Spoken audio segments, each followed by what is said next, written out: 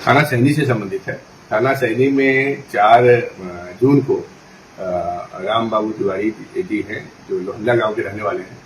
इन्होंने कुछ जहरीला पदार्थ खा लिया और जिससे इनकी डेथ हो गई, आत्महत्या कर लिया इन्होंने अपने जेब में एक सुसाइड नोट भी छोड़ा था।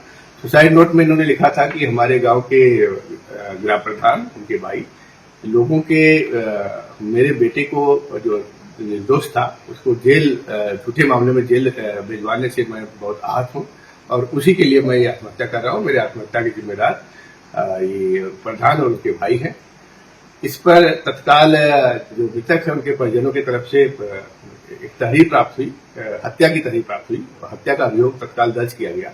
ग्राम प्रधान और उसके भाई और 2-3 नाम और उन्होंने लिखाया और उसमें विवेचना के बाद चूंकि पाया गया ये सुसाइड का मामला है और एक तरह से अगर सुसाइड नोट देखें तो आत्महत्या के लिए दुष्प्रेरण का मामला है, जिसमें दो को गिरफ्तार करते हुए तत्काल उस पर जुडिशियल कस्टडी में उनको जेल भेजा गया।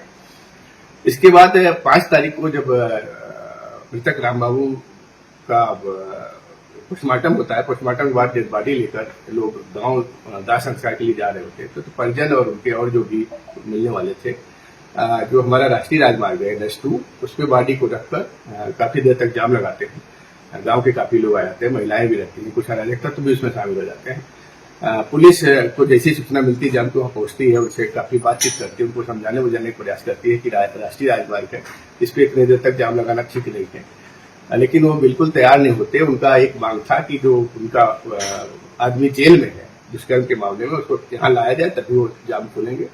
जो संभव नहीं था क्योंकि जुडिशियल कस्टडी में था, बिना जुडिशियल मजिस्ट्रेट के उसको लाया नहीं जा सकता था। तो उनको समझाया गया, बहुत समझाया गया और नहीं माने और अतिरिक्त फोर्स भी भेजा गया। एडिशनल SP कौशाम्बी वहां पे पहुंचे, उनको बहुत समझाने बुझाने का प्रयास किया, लेकिन वो मानने को बिल्कुल तैयार नहीं हुए और रास्ता जो जाम लगाए थे उसको खोलने को तैयार नहीं थे। तमाम गाड़ियां उसमें फंस गई, एम्बुलेंसेस फंस गई।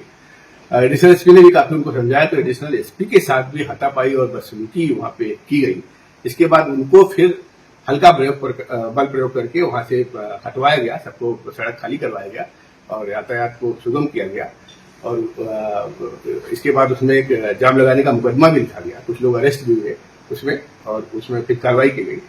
तो कुल मिला के प्रकरण ये था कि जो ये पहला वाला मुकदमा लिखा गया था वो क्या किसी रंजिशवश लिखा गया था, किसी रंजिशवश उसको भेजा गया कि उसमें क्या सच्चाई थी। इन सब बातों को लेकर हमने एक जांच करवाई। इसमें प्रथम दृष्टया उसमें लापरवाही थाने की पाई गई, चौकी इंचार्ज विवेचक की और थाना प्रभारी का भी परीक्षण शिथिल पाया गया, जिसको तत्काल प्रभाव से मेरे द्वारा वहां से ट्रांसफर किया गया। 2 सब इंस्पेक्टर को निलंबित किया गया और पूरी मामले की, पूरे प्रकरण की निष्पक्ष विवेचना हो, संगत विवेचना हो और किसी भी पक्ष के साथ कोई अन्याय और जाति न हो। इसको थाना सैनी से विवेचना को हटाकर थाना कड़ाधाम के थाना प्रभारी से विवेचना सुनिश्चित कराई जा रही है।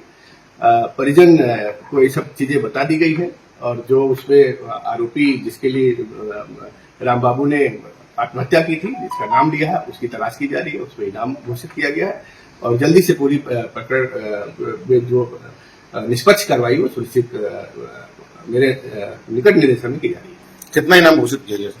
वो जो इसमें प्रधान है जो अभी नहीं मिला, उसमें 25,000 का इनाम मेरी तरफ से घोषित है। उसकी हमारी टीम लगी है, उसकी तलाश कर रही है।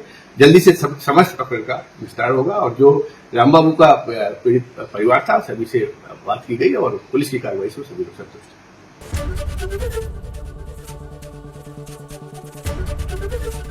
ABP गंगा, खबर आपकी, जुबान आपकी।